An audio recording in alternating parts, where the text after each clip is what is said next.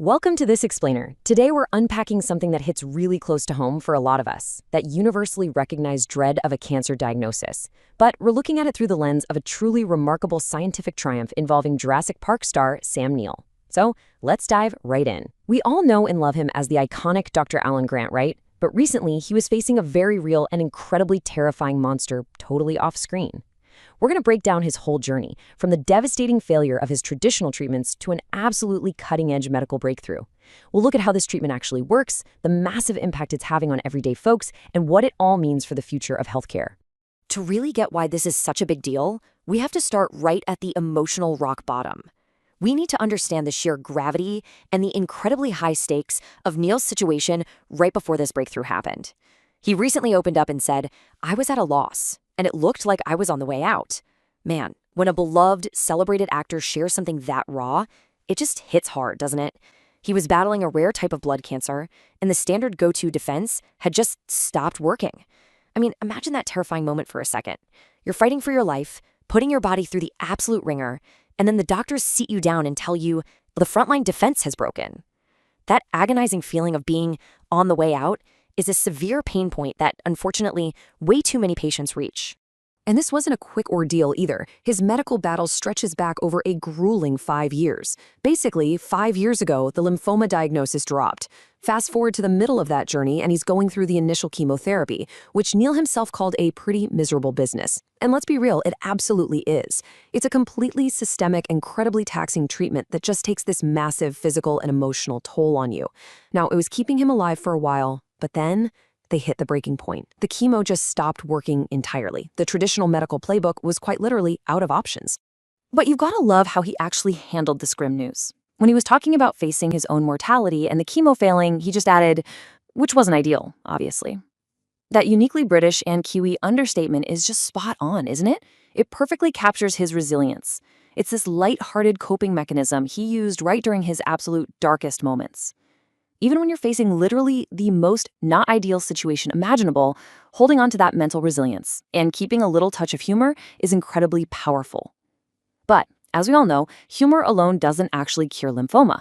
He needed a tangible physical solution, and he needed it fast. So look at these stark, honestly beautiful contrast between that bleak outlook of his failing treatments and the miraculous state he's in today. He literally went from the miserable reality of being on the way out to using words like extraordinary and, most importantly, cancer-free. So the big question is, how do you bridge the massive gap between those two realities when traditional medicine has completely failed you? What actually takes a patient from one extreme end of that spectrum all the way to the other? Well, the bridge is this cutting-edge medical marvel that we generally call immunotherapy, and specifically in this case, CAR T-cell therapy. Here's how it works. Instead of pumping the body full of toxic chemicals and just hoping to kill the cancer before it kills the patient, which, let's face it, is basically what traditional chemo does, this treatment actually genetically modifies a patient's own blood cells. They literally take your immune cells out, reprogram them in a lab so they can recognize and target your specific cancer, and then put them right back into your body to hunt it down.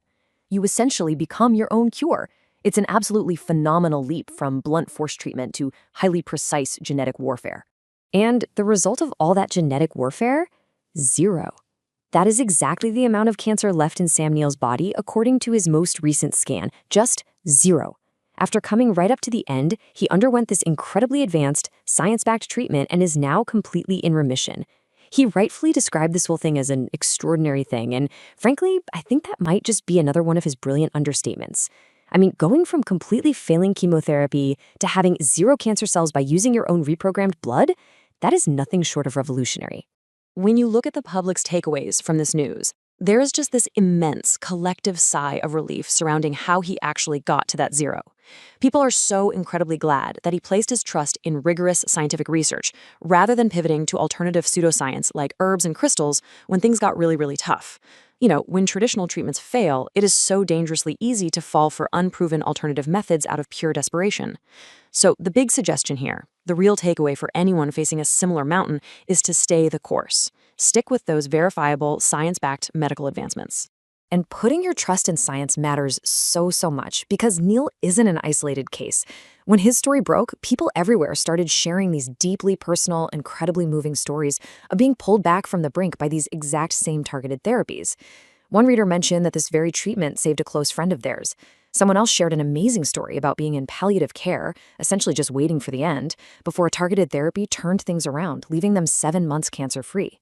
We even saw comments from some of the early immunotherapy researchers who were just thrilled and honestly quite emotional to see the work they started in the lab actually saving real lives today. It's just this massive, beautiful ripple effect of hope.